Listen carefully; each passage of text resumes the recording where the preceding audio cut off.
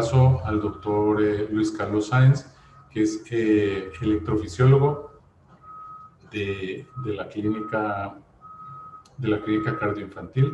Es nuestro presidente de la sociedad que se llama LARS, Latinoamérica, al ritmo cardíaco de Latinoamérica, y es un ejemplo para todos nosotros de cómo ha liderado, ha llevado adelante su esfuerzo para ser una persona internacional en la electrofisiología. Doctor Luis Carlos Sáenz, muchas gracias. Bueno, muy buenos días a todos. Fernando, ¿me puedes escuchar? ¿Estás escuchándome? Sí, señor, yo sí la escucho. Ok, perfecto. Voy a compartir mi pantalla entonces y pues quiero agradecer primero tu amable presentación, Fernando, y empezar por agradecerle a los organizadores de este evento su amable invitación. Quiero enviar una especial felicitación también al doctor Antonio Miranda, el presidente del Colegio Colombiano de Electrofisiología, por liderar esta iniciativa en beneficio de los médicos y los pacientes de nuestro país y de nuestra región.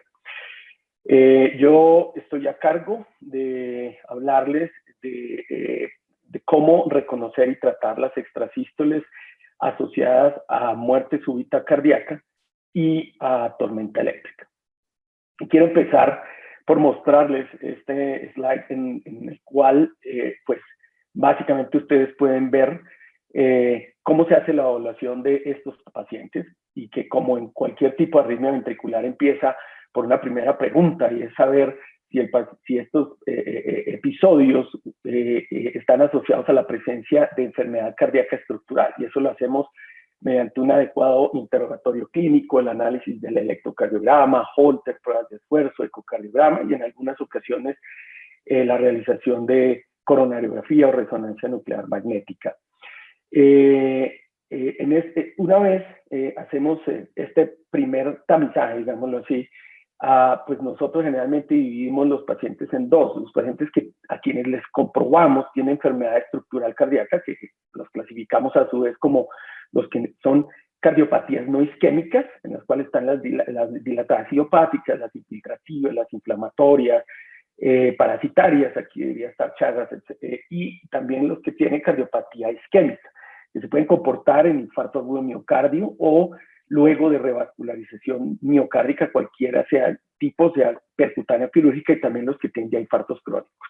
Y en el otro lado están en dos cajas los pacientes que no tienen enfermedad estructural, pero que tienen canalopatías reconocidas o diagnosticadas, bien sea por el electrocardiograma o por pruebas genéticas, y los pacientes que clasificamos como con fibrilación ventricular idiopática, que serán aquellos jóvenes con corazón sano demostrado por todos los métodos diagnósticos disponibles y en quienes su electrocardiograma en reposo y en prueba de esfuerzo es absolutamente normal, y quienes además no tienen ninguna variante genética identificada. En general, los pacientes que tienen cardiopatía se pueden manifestar, digamos, su tormenta eléctrica, su muerte súbita secundaria a taquicardias monomórficas, polimórficas o fibrilación ventricular, y en general los que tienen canalopatías o fibrilación ventricular idiopática se presentan como taquicardia ventricular polimórfica y fibrilación ventricular. Digamos que los pasos iniciales de estos pacientes que llegan con tormenta eléctrica o son reanimados o recuperados de una muerte súbita cardíaca, pues es obviamente descartar causas secundarias como isquemia, proarritmia, etcétera. Y también debemos pensar en esta entidad específica, en que estos pacientes puedan tener estos episodios secundarios a la presencia de extrasístoles que activan o disparan este tipo de taquicardia, bien sea monomórfica, polimórfica, fibrilación, ¿no es cierto? ¿Y por qué es importante reconocer esta asociación entre episodios de muerte súbita cardíaca reanimada o tormenta eléctrica disparados por extrasístoles? Bueno, porque en primera instancia el reconocimiento de la asociación nos ayuda a hacer el diagnóstico, ¿no es cierto? Por ejemplo, si usted tiene un paciente eventualmente con síncope con sospecha de origen arrítmico o recuperado de una muerte súbita, buscar la asociación entre extrasistolia y la posible presencia de una canalopatía o en pacientes sin canalopatía y corazón sano, pues ayudaría a establecer el diagnóstico, pero también, además, ayudaría al inicio de estudios a los familiares de este tipo de pacientes. Pero también en pacientes que tengan tormenta eléctrica ¿no es cierto? Y que podamos encontrar la asociación de que la misma está siendo disparada por extrasistolia ventricular, pues obviamente si el paciente es refractario de tratamiento, podríamos ofrecerle una terapia de ablación de la extrasístole, que siempre será mucho más fácil que ir a hacer una ablación extendida de las cicatrices de estos pacientes, por ejemplo, si tienen infartos o cardiopatías muy isquémicas. ¿Ok? Muy bien. ¿Cuándo sospechamos la presencia de esta entidad, de esta asociación de extrasístoles disparando estos fenómenos de tormenta eléctrica o responsables de una muerte súbita recuperada? Bueno, lo primero es, podemos ver pacientes con, digamos, en el periodo post-reanimación o después de que salen de la tormenta, podemos ver este tipo de hallazgos.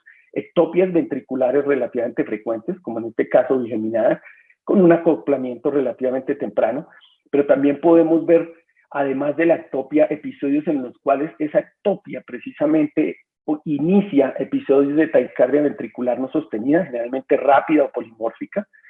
Pueden ser también pacientes que no tengan ectopia ventricular frecuente, pero con un solo ectópico están disparando este tipo de taquicardias no sostenidas, o en el mejor de los casos, cuando vemos en estos pacientes ectópicos que definitivamente originan ya los episodios de TB polimórfica y fibrilación ventricular.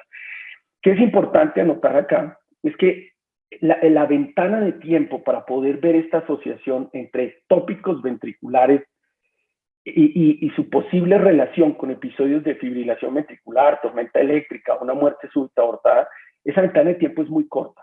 Estos pacientes suelen presentar estos ectópicos ventriculares en las horas del evento, pero estos ectópicos ventriculares pueden desaparecer relativamente rápido. ¿Por qué? Por el tratamiento, porque estos pacientes son beta bloqueados, anestesiados, etc. Entonces es muy importante tener en mente que cuando busquemos esta asociación debemos hacerlo en el momento agudo. Y si estamos valorando un paciente ya cuando ha sido estabilizado, incluso días después, pues los electrocardiogramas que más debemos buscar son los del momento agudo, cuando el paciente ingresó por urgencias o ingresó a la unidad de cuidado intensivo, etcétera. ¿Por qué? Porque días después, cuando lo vayamos a observar, su electrocardiograma pueda que sea normal y podemos perder el diagnóstico. Y esto puede tener unas implicaciones muy importantes en términos de, obviamente, establecer el diagnóstico y el pronóstico del paciente. Y eventualmente en un paciente con una pérdida de estado de conciencia que no sabe si fue un síncope arrítmico, una muerte súbita aortada, etcétera, pues se podría perder el diagnóstico de este paciente y obviamente perder la oportunidad de tratarlo adecuadamente. Muy bien, esta presencia de ectópicos originando este tipo de arritmias no solo se ve en un electrocardiograma de derivaciones, por supuesto se ve en la monitoría continua de cuidado intensivo o en Holter. Miren acá exactamente el mismo fenómeno del que les hablaba, y también lo podemos ver en los registros intracavitarios de dispositivos implantados como calculadores o marcapasos. Ustedes pueden ver acá un electrograma intracavitario del ritmo sinusal, acá en extrasístole, y pueden ver cómo esta misma morfología, que es la misma extrasístole, está originando un episodio de fibrilación ventricular, completando el diagnóstico. Les voy a mostrar algunos ejemplos del que les estoy mencionando. Pueden ver ustedes acá un ejemplo de paciente con cardiopatía isquémica y en el cual se pudo establecer la correlación entre extrasístole y los episodios de tormenta eléctrica. Pueden ver acá, este es uno de nuestros pacientes de nuestra casuística que vimos en la institución, paciente de 53 años de edad, quien presenta un infarto agudo anterior extenso, fue llevado a revascularización percutánea en la descendente anterior, la fracción de eyección luego el infarto agudo miocardio o en el inmediata, pues el infarto es del 20%. Este paciente entra después de la revascularización en tormenta eléctrica. Estaba presentando más o menos un episodio de arritmia ventricular que choqueaba al paciente, un episodio por hora, y persistía en la tormenta a pesar de intubación, de beta bloqueadores, lidocaína, miodarona, balón de contrapulsación, etc. El problema de este paciente es que miren lo que tenía acá, tenía un trombo móvil con alto riesgo embólico de reciente formación, asociado pues obviamente a su gran infarto anterior, como lo pueden ver. Y este era el tipo de electrocardiograma con el cual nos piden que valoremos al paciente para ver si se nos ocurría ofrecerle algo más, ¿no es cierto? Acá, repito, la clave es tener la sospecha clínica para establecer el diagnóstico. Nosotros, digamos, observamos, y eso es muy importante, cuál era el primer latido con el cual iniciaba el episodio de arritmias ventriculares que estamos viendo acá. Ustedes pueden ver acá en sinusal el infarto anterior, extenso, pero observábamos esta astrasístole, este primer latido. Se veía de QRS relativamente estrecho, y lo que hicimos fue observar los otros electrocardiogramas, en donde, digamos, el basal del paciente, y observamos lo siguiente. Ustedes pueden ver acá en el ritmo sinusal, y veíamos esta misma morfología del primer latido que iniciaba todos los episodios de arritmia ventricular del paciente, se repetía acá a manera extrasístole bigeminada. Y pudimos ver cómo el análisis de la extrasístole sugería que era fascicular. ¿Por qué? Pues miren el QRS tan estrecho de la extrasístole, ¿no es cierto? Y tenía un eje inferior derecho, un bloqueo rama derecha número 1, que sugería que esta probablemente era una extrasístole bigeminada del fascículo anterior del paciente, en un paciente que tiene un infarto anterior extenso, ¿verdad? En este caso, dada la sospecha que teníamos de que esta extrasístole fuera la que estuviera originando estos episodios de arritmia ventricular, decidimos ya con una medida heroica, salvadora, ofrecerle ablación a este paciente. Obviamente, hablando con su familia y demás, el paciente estaba muriendo y era el único chance que quedaba. Entonces, utilizamos una tecnología de reconstrucción tridimensional basada en ecografía. Ustedes pueden ver acá el ventrículo izquierdo del paciente, el coágulo se representa aquí, y de esta manera nosotros, con la sospecha que teníamos de que esta fuera una extrasístole del fascículo originando los episodios de arritmia, pues hicimos una reconstrucción tridimensional ecográfica, marcamos acá en amarillo donde estaban las señales del fascículo, las señales de Purkinje, y decimos, miren cómo el Purkinje, en donde se originaba la extrasístole, que aquí se ve en rojo, estaba relacionado en el borde, o pasaba por el borde de la cicatriz. Aquí está el fascículo anterior, y acá fue donde encontramos la activación más temprana eléctrica que precedía el QRS durante la extrasístole, que sugería que aquí se estaba originando esa extrasístole. Hicimos unas aplicaciones acá localizadas, no tocamos el resto de la cicatriz, y por supuesto el coágulo tampoco. Eliminamos la extrasístole en este paciente y limitamos la tormenta eléctrica. Ustedes pueden ver el electrocardiograma después de eliminar la extrasístole, ya no hay.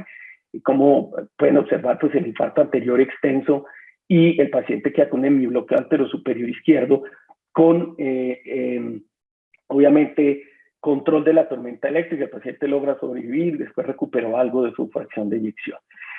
Esta asociación de extrasístoles iniciando los episodios de fibrilación ventricular y tormenta eléctrica en pacientes isquémicos no solo se ha demostrado en pacientes agudos, como el que acabo de mostrar, un infarto agudo y además recién revascularizado, sino que también se ha demostrado en pacientes con infartos crónicos.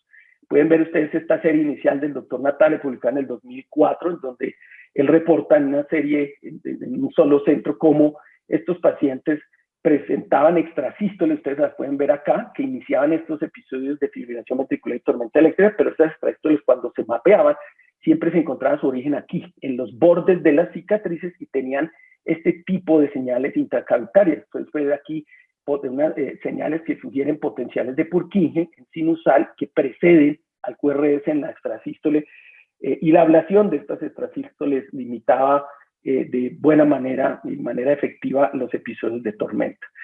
Posteriormente, el doctor Heisager ya publica esta serie en la cual no solo documenta el mecanismo de fibrilación ventricular y tormenta en estos pacientes isquémicos, bien sean agudos o después, o tiempo después de un infarto, sino que además en esta serie reporta el pronóstico luego de ablación de estos pacientes. En esta serie participan 15 centros internacionales que de manera retrospectiva unen todos sus casos, y se reporta lo mismo, es decir, que en estos pacientes las tormentas eran desencadenadas por extrasístoles que se encontraban en el borde de los infartos, que tenían potenciales de Purkinje precediendo estas extrasístoles, ¿no es cierto?, como lo ven acá. Y cuando con catéter de ablación se eliminaban, se cauterizaban el tejido culpable de estas extrasístoles, miren cómo la tormenta eléctrica disminuía sustancialmente. Esto es en rojo, tormenta eléctrica antes y después de la ablación. Se controlaba casi que en un 80-90% estas tormentas eléctricas. Luego, la medida era en realidad salvadora de estos pacientes. También observó de manera importante que entre más días pasaban entre la detección de la tormenta eléctrica y llevar al paciente a ablación con catéter, la mortalidad intrahospitalaria aumentaba. Ustedes pueden ver acá el porcentaje de pacientes, los que se morían intrahospitalariamente, cómo iban aumentando rápidamente a medida que ese retraso entre la detección de la tormenta eléctrica y la ablación se iba aumentando en días. Entonces, la medida es salvadora, pero hay que ofrecerla muy tempranamente en estos pacientes. ¿Cuál es el problema? Es que obviamente estos pacientes son graves, estos isquémicos con tormenta eléctrica, la mortalidad intrahospitalaria es casi el 30% por falla cardíaca, etcétera. Y en el largo plazo, cuando se siguen estos pacientes, que se demostró que el resultado de la ablación en los pacientes que sobrevivían era muy bueno, incluso en el largo plazo, a casi 4 años por medio de seguimiento, tan solo 1% de los pacientes volvían a tener tormenta. Algunos tenían episodios aislados, pero que no aumentaban la mortalidad. Sin embargo, la mortalidad en el largo plazo, ustedes pueden ver acá a la derecha, seguía aumentando, especialmente los 2 primeros años. ¿Por qué? De causa cardiovascular. No morían de arritmia, pero morían de falla cardíaca, progresiva, etcétera. Luego, la medida, repito, es salvadora, pero obviamente hay que entender que estos pacientes con tormentas eléctricas e infartos extensos, etcétera, pues van a tener una mortalidad cardiovascular incrementada precisamente por lo avanzado de su cardiopatía. ¿Ok? ¿Cuál es el rol de las fibras de Purkinje en estos pacientes con tormenta? Pues ustedes pueden ver acá que, digamos, y recuerden que las fibras de Purkinje suelen sobrevivir al infarto transmural, pero sobreviven con incremento de la automaticidad y en medio de una cicatriz que tiene además potenciales de acción prolongados. Esa mezcla es lo que hace especialmente favorable que aparezcan por extrasístoles tormentas eléctricas dependientes y extrasístoles dependientes del Purkinje. Esto se puede presentar, repito, en isquemia aguda, en infartos crónicos e incluso en pacientes también con cardiopatías no isquémicas que entran en tormenta eléctrica. Bueno, ahora les voy a mostrar otro ejemplo de canalopatías con tormenta eléctrica. Es un paciente también de nuestra casística de 45 años de edad que presentaba síncope en decúbito supino sin cambios de posición. Este paciente había sido inicialmente diagnosticado como si fuera un vasovagal porque tenía corazón sano. Básicamente le veían algunas extrasístoles en algunos holteres que manejaron con beta bloqueador, todo su estudio metabólico, etcétera, normal. Y este paciente reingresa por síntomas. Y en urgencias vemos este tipo de electrocardiogramas, donde ustedes pueden ver una extrasístole que parecía el tracto de salida del ventrículo derecho, y por la presencia de extrasístoles, pero sobre todo porque el síncope era de decúbito supino sin cambio de posición y precedido de palpitaciones, decimos hospitalizarla en la unidad coronaria por observación. Y en la unidad coronaria observamos esto, que estas extrasístoles realmente lo que estaban desencadenando era episodios de taquicardia ventricular polimórfica y potencialmente esta era la explicación del cuadro de la paciente. Acá miren cómo al principio se observaba el QT un poco prolongado. Esta paciente fue llevada a ablación de la extrasístole en el tracto de salida del ventrículo derecho y veíamos que cuando ablactábamos en la zona donde se originaba la arritmia, reproducíamos de alguna manera esa TV polimórfica. Esta asociación entre extrasístoles ventriculares que ocasionan o desencadenan los cuadros de tormenta eléctrica o de muertes o fibrilación ventricular y muerte súbita en pacientes con QT largo y Brugada ha sido descrita en diferentes estudios. Y lo que se ha observado es que en estos pacientes extrasístoles que pueden venir de la parte, digamos, arborizada del Purkinje, bien sea en el ventrículo derecho o en el ventrículo izquierdo, pueden desencadenar en estos episodios. Y en algunos pacientes pueden ser extrasístoles ventriculares, que no tienen que ver con el Purkinje. Digamos, aquí ustedes pueden ver en un paciente con Brugada, de hecho, una extrasístole ventricular. Pueden ver aquí en un paciente con QT largo, extrasístoles fasciculares originando estos episodios. La ablación de estas extrasístoles limita o reduce de gran manera pues, la presencia de estos episodios de fibrilación ventricular o tormenta eléctrica. Y estos extrasístoles hay que aprenderlas a reconocer. Son, digamos, hay una morfología específica de los fascículos. Como pueden ver ustedes acá, son de bloqueo rama derecha, QRS estrecho, el eje puede ser superior, ¿no es cierto?, si es del fascículo inferior, o el eje puede ser inferior derecho si es del fascículo anterior, como pueden ver acá. Esto sería potencialmente el fascículo del ventrículo derecho, bloqueo rama izquierda, transición tardía eje superior izquierdo, y estos serían ya los del tracto de salida del ventrículo derecho puros, que pueden verse incluso en pacientes con brugada también. Esta asociación de extrasístoles iniciando estos episodios de fibrilación ventricular se ha descrito también en el patrón de repolarización precoz, en el síndrome, perdón, de repolarización precoz. Entonces pueden ver acá el patrón de repolarización precoz y cómo se aumenta, se exagera ese supranivel del punto J y con el slurring el slurring acá, después del punto J del ST, cuando el paciente está en estos episodios de tormenta eléctrica, que es el momento ideal para hacer el diagnóstico. Estos pacientes, por ejemplo, con repolarización precoz, también en ellos se ha descrito que las tormentas eléctricas o los episodios de fibrilación ventricular pueden ser secundarios a extrasístoles relacionadas con los fascículos y eventualmente ser un blanco terapéutico en los pacientes recurrentes. Muy bien, les voy a mostrar un ejemplo más de episodios en fibrilación ventricular idiopática. Este es un caso de un paciente de 40 años que había sido recuperado de una muerte súbita con corazón normal, electro normal, le han hecho todos los exámenes para descartar cardiopatías, canalopatías, etc. Este paciente le implantan un cardiodesfibrilador y meses después, e incluso fue llevado a estudio electrofisiológico sin haberse inducido ninguna arritmia. Le implantan un cardiodesfibrilador en prevención secundaria, el paciente llega meses después en tormenta eléctrica y ustedes pueden ver acá cómo había una extrasístole de acoplamiento temprano iniciando estos episodios. Si uno analiza de manera más detallada, están en extrasístoles que parecían venir de la banda moderadora, doctor ramo izquierdo, transición tardía, eje superior izquierdo, y en el registro intracavitario se veía lo que les comentaba, el ritmo sinusal, extrasístole originando estos episodios de T polimórfica. Este paciente fue llevado a ablación. Aquí pueden ver el músculo papilar y la extrasístole es esta, y pueden ver esta señal como de Purkinje iniciando los extrasístoles, que fue el blanco de la ablación, con la eliminación de la extrasístole y de los episodios de fibrilación ventricular en este paciente. Ok, estas extrasístoles en pacientes con fibrilación ventricular idiopática en general pueden venir de las estructuras intracavitarias como músculos papilares, bandas moderadoras, del Purkinje, incluso pueden venir del tracto de salida del ventrículo izquierdo. Ok, pueden ser epicárdicas en ocasiones.